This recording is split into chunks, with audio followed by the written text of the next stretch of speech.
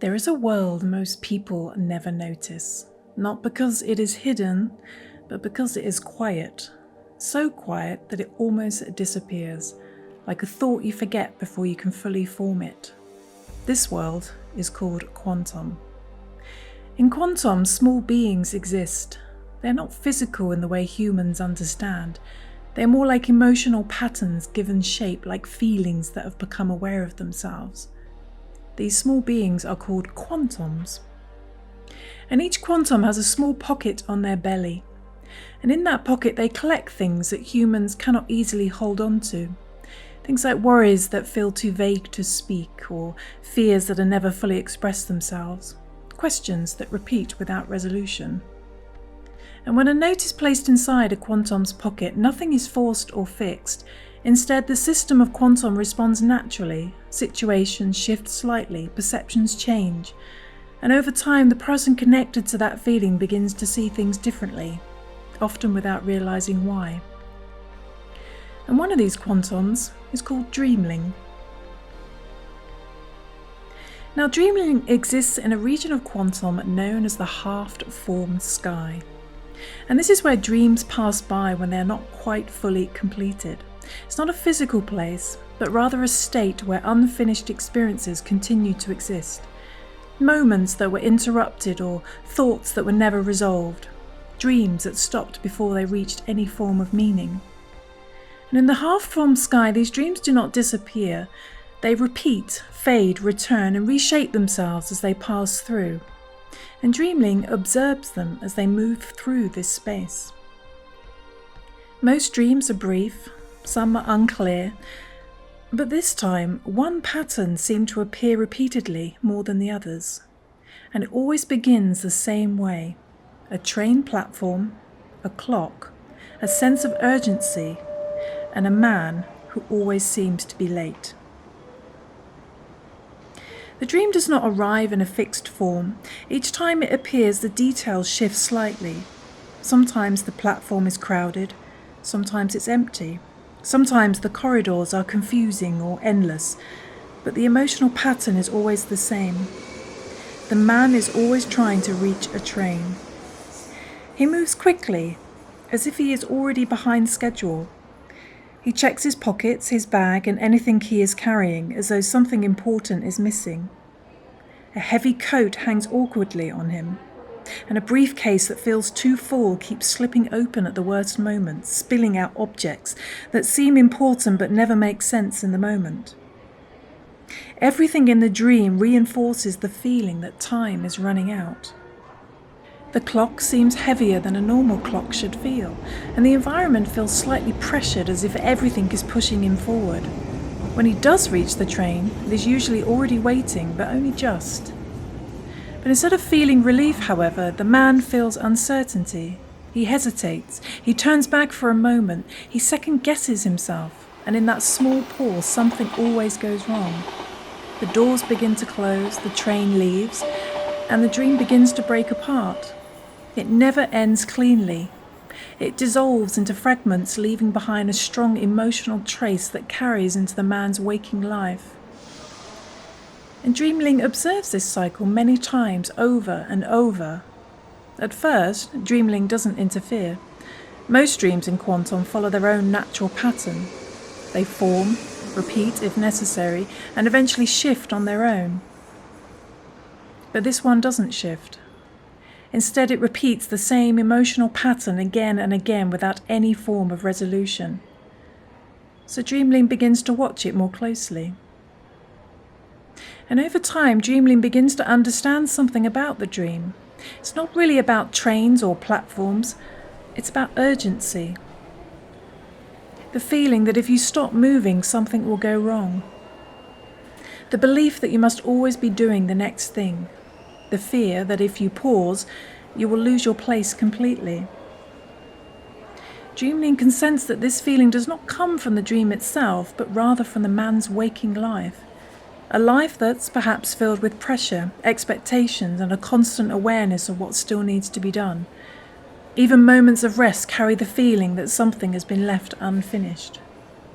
And this dream reflects this state perfectly. It repeats it, reinforces it, and returns it in a loop that never resolves until something changes.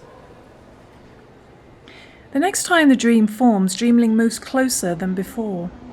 The platform appears again, the train is already waiting, the clock is present, steady and unchanging, but Dreamling does not enter the dream as a participant. Instead, they remain close to its structure, stabilizing it just enough that it does not immediately collapse into its usual pattern. The man arrives already in motion. He is searching before he even reaches the platform. He checks his belongings, he feels behind, he feels unprepared. A heavy coat hangs from his shoulders once again, and his briefcase, already overfilled, slips open yet again as he moves, scattering its contents across the platform in a messy trail that only adds to his panic. He tries to gather everything quickly, but it only increases the sense that time is slipping away. This is how it always starts. The man moves quickly towards the train, still carrying that same sense of urgency, and then he arrives at the door. He pauses. This is the moment where the dream usually breaks, but this time it doesn't. Nothing collapses, nothing closes, the environment does not distort, everything simply remains in place, and the moment is allowed to continue. The man stands still. For the first time, stillness does not seem to immediately create consequence. The man feels the same pressure as before, but it is weaker now. It is no longer controlling everything. It's just one feeling among others. Dreamling remains present, and then, for the first time, they act. Dreamling reaches into the small pocket on their belly, the place where Quantoms place unspoken thoughts, and inside it they place a single note with a single word. Stop. They do not force it into the dream. They do not change anything directly. They simply allow the note to exist within the system, and the dream responds. Not dramatically, not instantly, but clearly. The pressure in the environment begins to ease. The urgency that once dominated the space loosens slightly, as if it no longer has full control, and for the first time there is space between the feeling and the reaction to it. The man notices this, though not in a fully conscious way, but he can sense that something is different. He is still standing at the train, but he does not feel the same need to rush or fix anything immediately, and a thought forms quietly in his mind. Maybe I don't have to hurry. He doesn't analyze the thought, he simply allows it to exist, and instead of reacting immediately, he simply stays where he is. Nothing breaks, nothing ends, the world does not punish the pause. So he takes a breath, and then he steps forward, but this time not with urgency.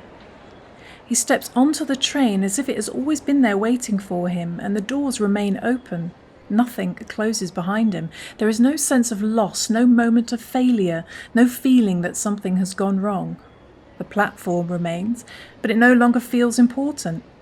Even his coat and bags have disappeared, and that's okay.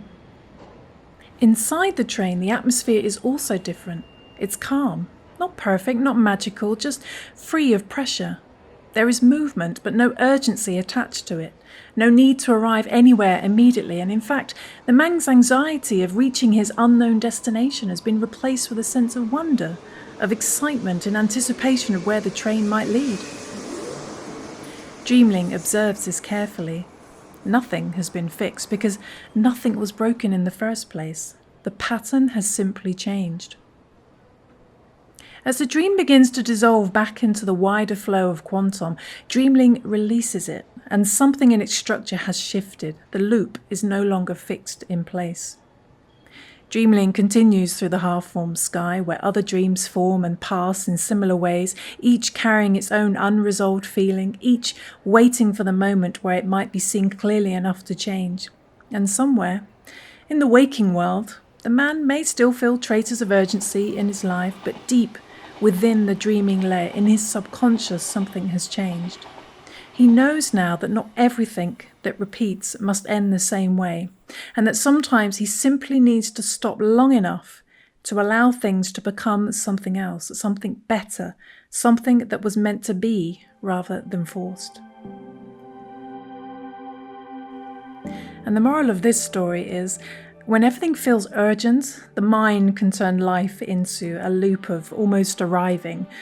But when you stop reacting to that urgency for even just a moment, the pattern loosens and something new might just become possible.